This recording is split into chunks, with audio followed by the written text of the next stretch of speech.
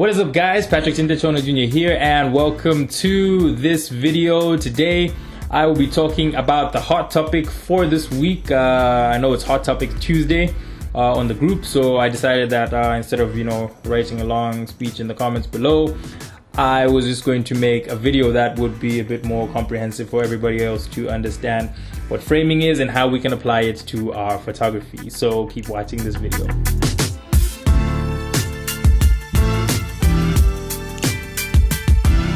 Right, so after I did a bit of research on Google as to what framing is, I didn't find something that was really comprehensive and easy for me to remember. So I thought I should just come up with my own statement.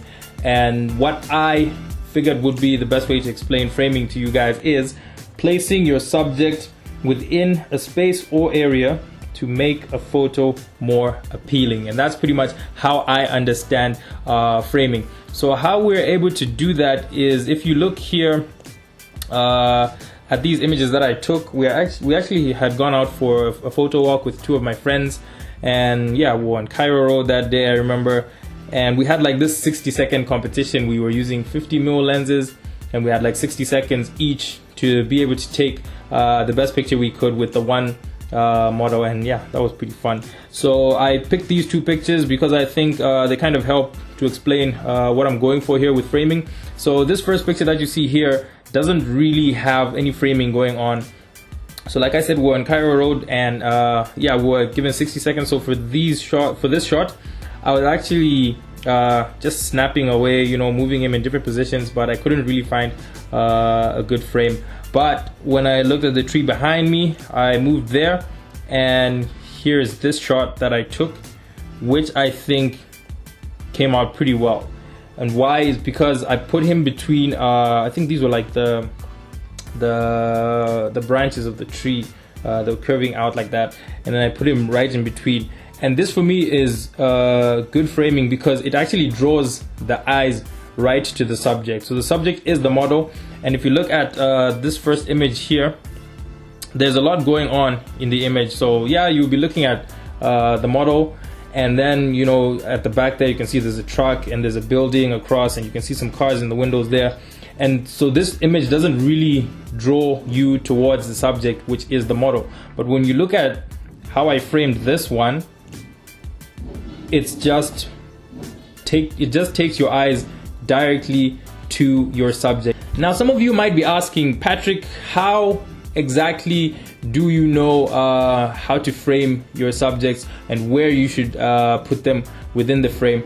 Well, there are some basic rules that I think I've come to know and understand.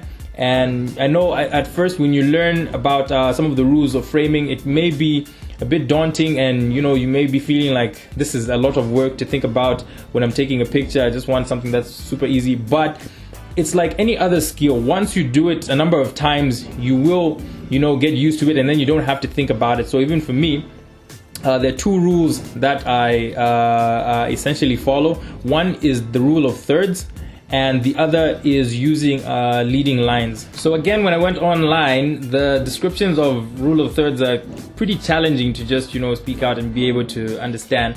But basically it's this grid that you use to be able to compose and frame your subjects in a shot to just get the best results. Now there are a lot of technical reasons why you should do that, but I don't really keep that in mind even when I'm shooting. And I think it's worked well for me so far. So basically when you look at this grid, all you're trying to do is make sure that whatever your subject is, you place them either at the intersection or right on the lines. Once you keep your subjects on those lines or those intersections, you have a well composed image. And then the other thing is using leading lines. Now leading lines are basically lines that you can find within your environment that will guide your viewer's eye towards the subject that you're shooting. Let's just have a look at some of the images from Focus Photography. This is actually a page owned by a friend of mine, Lucas Mbewe. If you haven't liked the page, please leave a like. And there are some images on this page that I think were a great execution of framing and using leading lines. So let's just find those pictures. The first one I want to look at is the girl on the bridge.